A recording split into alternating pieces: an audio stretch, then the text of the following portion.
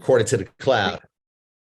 There we go. We are recording right now. We are live, and I hope again everybody can see me. If you're just joining, we're going to talk about calorie needs explained tonight.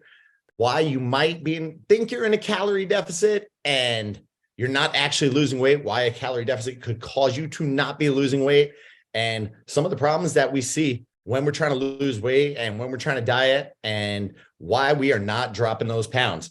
So talking about your body's calorie needs, I think one of the biggest issues coming right out the gate is that when we talk weight loss, people are only thinking about a number on a scale. And I don't want you to think about the number on the scale. I want you to start thinking about the pounds of muscle on your body and the pounds of fat on your body. No one really wants to lose muscle. I don't want to lose muscle. I hope you don't want to lose muscle. And we'll get into that, get into why later we don't want to lose muscle, because that's a major part of fat loss, is having muscle on your body. So if we start cutting calories too low and we're not losing, and the scale's not going down, maybe we're losing muscle, maybe we're losing fat. The scale, I'm not the biggest fan of it. I don't love the scale. So we need to start looking more at muscle and fat. You want to lose fat. You don't want to lose muscle. So calories have three main functions in your body. And one of those is your basal metabolic rate. So what that is, it handles all of your body's functions, basic functions, the nervous system, the lungs, the heart, your brain, your kidneys. Basal metabolic rate, it's what you're burning to do what I'm doing right now and sit on my butt and live and not expending too much, but I'm burning calories at rest. Second function, digestion. Calories are used to digest and metabolize the food you eat, guys. So you need calories in your body, and we're going to really dive into that a little more later. And the third one's probably the biggest, especially if you're a fitness person. I hope you are if you're watching, and it's going to be physical activity. So it refers to the number of calories that you need to fuel your everyday tasks and workouts. So if you're somebody that has a very demanding job and you're on your feet all day, you're probably going to need more calories to function. If you're somebody that sits on your butt all day, you're probably going to need less calories to function. If you work out for an hour a day, more calories. If you work out for two hours a day, you need more calories. You need to fuel yourself for the job you are doing and for the work you are putting in. So those are your three basic functions of calories. Calories are not all created equal. So we know the equation for fat loss and weight loss is calories in versus calories out. If you are taking in 2,200 calories a day and you are burning 2,000 calories a day, you will not lose weight. You will most likely gain weight. If you are burning 2,000 calories a day and taking in 1,800 calories a day, the math says you should lose weight. Yes, if everything else is right, math says you should lose weight. The real problem here is the vast majority of people do not track calories properly. You're not tracking a lot. You're not tracking everything you're putting into you. And I've dove into probably 200, 300 different clients, MyFitnessPals. And when I go to a deep dive and I start asking, hey, what are you putting on this? Are you adding anything extra to this? Yeah, I put ketchup on it. Well, there's 25 to 30 calories you didn't count. How'd you cook this? I cooked it in oil. Well, there's another 25 to 30 calories you didn't count. You don't drink at all? I mean, I've looked at a month. I've looked at a month of your calories, and I don't see any liquid. So are you doing really what you should be doing and just drinking a ton of water like I'm about to do? If you are, perfect, beautiful. But 99% of you aren't, and you're not tracking your alcohol. You're not tracking your Starbucks drink. And I dare you right now, if you're somebody who drinks Starbucks every day and it's not a black coffee, to Google Starbucks calorie counts. And that's probably why you are gaining weight. So calories are not all created equal. Calories in versus calories out, that is what determines weight loss and weight gain. Simplified. Now, we know that you might be overeating, you might be undereating based on just what I've seen in tracking. How do you know if you're undereating? So some people undereat. Your body has a set point of calories it needs to live, to maintain its muscle mass, to that basal metabolic rate, digestive functions. If you're somebody that is thinking about food like all day, every day, you're probably undereating. If you feel tired and cranky, you're probably undereating. If your sleep is like garbage and you just sleep for like 4 or 5 hours a night, maybe you're constipated, you haven't been on the bowl in 3 days, your weight loss has plateaued or your weight is increasing, you may be undereating. So any of those things are like my big signs for just, look, we need to get you to a point where you're taking in the calories you should be taking in. Because what happens when you take in few calories, your body adapts to that new set point. It adapts to those lower calories. So you get people that have been taking in, 1,000-calorie diet. I'm working with somebody, right now who has been probably taking in way too few calories based on one of the big popular diets that is taking the world by storm. And this diet does not allow you to work out. And this diet allows you for 800 calories of like powder stuff. And just, I don't know who comes up with this stuff, but they base it on calories in versus calories out, but you're going to lose weight. Just like I was saying at the beginning, you're going to lose weight at that 800 calorie rate, calories in versus calories out. Most of that weight is going to be muscle. You're going to look like the term skinny fat. If you have not heard that, where you're kind of lean, but you're holding on to, I wish you could see me grabbing my belly. You're holding on to weight around the gut. Now, why do we get skinny fat? Well, the muscle is going to catabolize. You are going to lose muscle if your calories are too low. What does your body want to hold on to? The stuff around your gut. Your body's designed to keep you alive. You have very vital organs right here in that midsection. Very vital organs to everyday life. The heart, the kidneys, the liver. It wants to keep that, that protective layer, and it adapts to those lower calories, but it slows your metabolism down. And when you live on that for too long, your metabolism drops down. Longer term, it keeps going down, and your body gets used to being at 800, and it's, you're just going to still have that gut. And now you're working out again, and you're not rebuilding muscle. And what do we know that muscle does? Muscle increases calorie burn, increases your calorie burn. Does anyone out there know how many calories 1 pound of muscle on your body burns? If you're watching on Facebook, I can't see your comments here. I got to get a little tighter with this Zoom thing. But if you have 1 pound of muscle, you burn about 7 to 13 calories per pound. Doesn't seem like a lot, right? Well, I recently did an in-body scan, and most of my scans, I take probably a scan every week. I'm like a lunatic. I'm a tracker, and the numbers fluctuate, but I'm always in the same general range.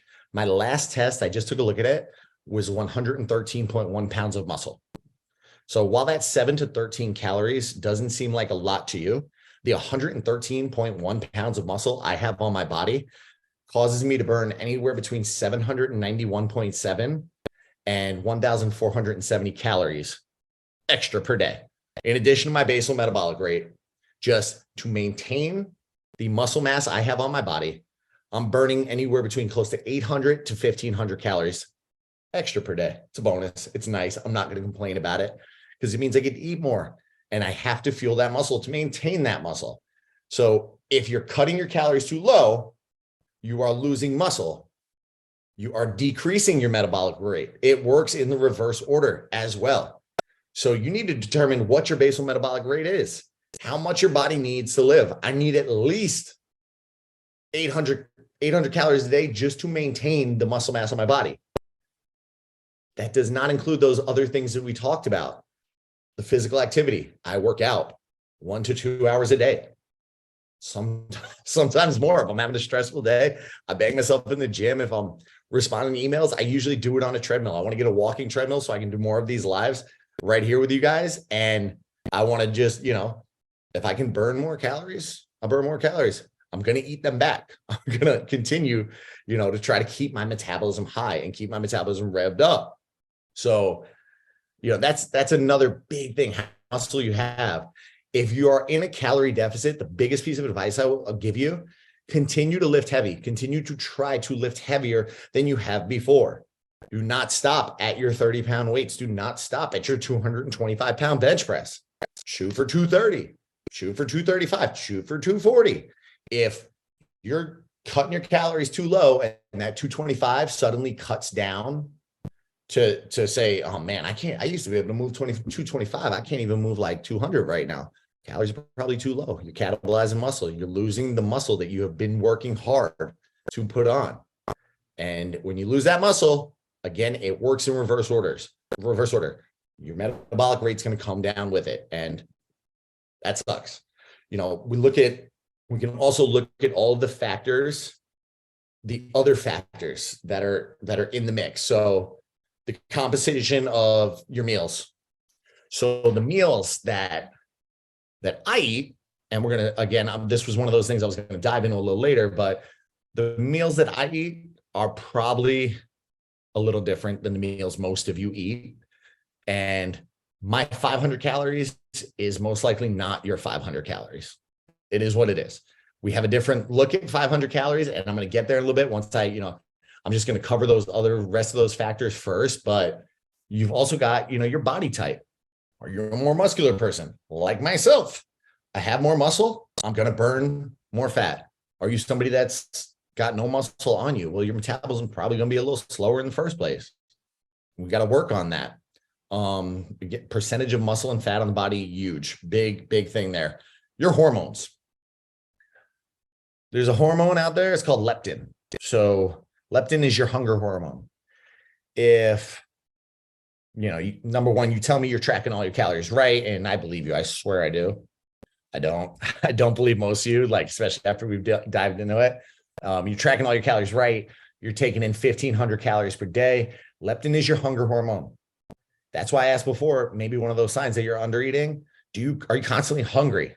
Start releasing more leptin. You are going to be more hungry. And what happens then? Well, yeah, I tracked the first 1,500 calories I ate today, but I dove into the peanut butter, and I had I had 2 or 3 scoops, and it was a brand new jar. Can I see the peanut butter? It was a brand new jar. Can I see it? And it was a big one. It was a big 30, 32, 36 servings of Skippy, and half that jar is missing.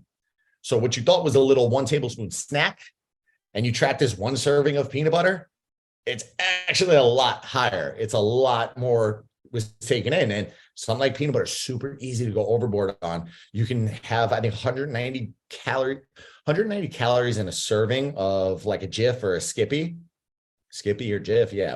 190 calories in there. And, I won't get into the makers. I don't know them off the top of my head, but it was like a tablespoon or 2 tablespoons. You eat half a jar of that, you're 1,500 calories overboard. So you thought you were training good. You thought you were doing everything right. And your 1 serving that you measured wrong, or you just leptin levels were going crazy. Your hormones were going crazy. Well, that just set things through the roof. Genetics can play a factor. I think a lot of people use genetics as a crush. Well, my dad was fat. My mom was fat. Grandpa was fat. Everybody in my family was fat. So I'm going to be fat for the rest of my life. I'm not here for that. I think if we figure out the numbers and we dial everything in and we get you working out and we do all the right things, that you're gonna give the guys at Jurassic Park and their genetic science a little run for their money. So the environment, the environment you live in, a lot of us live in a very, very high stress environment. And what happens is cortisol starts releasing, and cortisol is gonna stress your body out, and your body's more focused on dealing with your stress hormones than it is with losing fat. The level of stress is a huge thing. So I got thirsty. I'm rambling right now.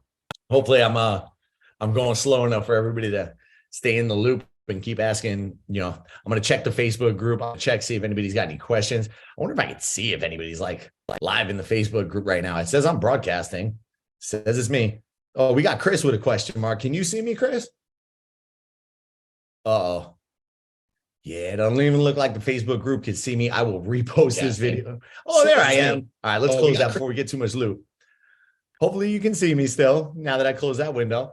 But, one of the main reasons under eating causes weight gain is too few calories cause that metabolic rate to slow down. You burn few calories throughout the day, and we need to fix that. So that's why one of the big things I do when I work with people is I go through metabolic restoration with them.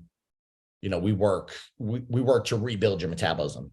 I want you burning, if we looked at my chart, I burn, I want to say like 3,500 calories is my basal metabolic rate. That's more than most people eat in a given day. So it's very easy for me to go into a deficit when I'm already at 5,000 calories. It's very easy for me to cut down to 4,500. I'm not even hungry. I don't even flinch.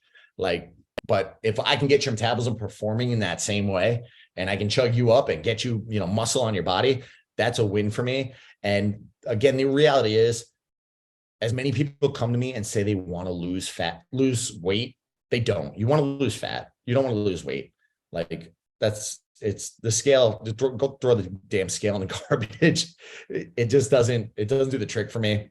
You got to know, I've been 200 pounds and been called a fat ass, and I've been 200 pounds and I've looked lean, mean, and ripped. And like right now I'm sitting at 206 and I look, I took some pictures today and I just felt good. I felt great. So that's, don't worry about the weight, worry about how you look, how you feel. Like, is it easier to get through your day? Is it easier to get out of bed? Do you feel great about life? You see Coda popping his little head in, but watch out for the hidden calories. Those come in many forms, jumping around now, jumping back, but digging into my notes a little bit, but like butter, oil, nuts and nut butter, like that peanut butter I was talking about, sauces, and definitely drinks. And I know that kills a lot of you, me telling you that you need to drink less, but the reality of it is you do. Let's also take a look. This was one I told y'all I wanted to get back to, and that's the thermic effect of food. And that's where I was talking about how my 500 calories are different than your 500 calories. So calories, they're used to digest and metabolize the food you eat. That was, step 2 on what I was starting at the top. But, like a small example of this is if I eat 500 calories and 400 of those calories are from grilled chicken and 100 of those calories are from French fries, and you're eating 500 calories and 400 calories are from chicken and 100 calories are from, let's say, a nut butter, which is higher in fat, there's going to be a different thermic effect there. So the thermic effect on food swings pretty far. The protein has the highest thermic effect, ranges from about 25 to 35%. So it's your body has to work harder to digest protein. It's got to work harder. So it causes you a little extra burn, 25 to 35% on proteins. So filling up on proteins, huge. And that's why I tell a lot of people, like, you're under eating protein, 0.8 to 1.2 grams per pound of body weight. I will preach that till the day I die. I'm eating 1.2 right now, and I'm going to go eat another salmon and shrimp burger because I know that protein keeps my metabolism high, 25 to 35% boost in my calorie burn from protein. Meanwhile, you got your carbs, and this is what a lot of people eat a ton of. They're going to murk my video on YouTube right now if I slip up and start cursing. But carbs, that's where a lot of people drop the ball. Carbs have a 6 to 8% thermic effect. Like that's nothing. You want to know how much it costs you to burn fat? And fats are the least metabolically active. Fats are essential. They help you digest nutrients. They help you digest vitamins. There's so many benefits of fats. I'm not dogging high fat diets, but I am dogging fats a little bit because fats, the thermic effect is about 3 to 5%. So you got protein, 25 to 35%, carbs, 6 to 8, and fats, 3 to 5%. So we can eat the same 500 calorie meal, the same 500 calories, but the 500 calorie meal I am eating is probably going to have a little more bang for its buck than the 500 calorie meal the vast majority of the world is eating. So that's where that calories in versus calories out model kind of fluctuates. It's very difficult today. Portions are bigger. I think companies are allowed a 20% margin of error on their nutrition labels, which, I mean, good for them for figuring out that racket. But difficult for you if you're a calorie tracking person. It makes it very hard to keep an eye on what you're eating. And, you know, we go out, we look for a quick meal, we look for the quick solution. The kids are coming home from baseball, soccer, karate, dance class, and you got to do it the drive-through. And that was just what was available. And I, you know, got McDonald's, and I got a French fries and whatever. What was the sandwich there? The Big Mac, and you got the Big Mac, and like that little patty doesn't have any protein. I'm not even sure. It probably comes from worms, but it's not that much protein in there. So you're taking a carb dense meal, and it's not. You're probably gonna be hungry in an hour. You're gonna eat again, and you know, society and convenience is designed to keep us heavier, and you got to work for it. You got to track what you're eating. So, you know, I covered a lot of ground in about 25 minutes there. I think I went into a little ramble. Leave some comments in the bottom, leave some comments on the post. If you have more questions like this, hopefully I can figure out how to like let more people into this group next time. I'll share the Zoom invite again, but let me know what you want to see next time. I love getting out here. I love sharing this information with you all. I hope some of you find it. I hope all of you find it beneficial. If you found it beneficial, make sure to leave something in the comments on what you enjoyed. You know, if it answered questions for you, definitely leave that in the comments. And I just love talking this stuff, and I'm going to keep talking this stuff. So invite somebody to the group, Fat Loss Blueprint for Overworked Professionals. Follow me on YouTube. You can catch that video there. I'll repost the video in the group. And just keep sharing the love. Any questions you have, anything you want me to cover in future videos, let me know, and I will talk to you probably next week with a little recap. Take care.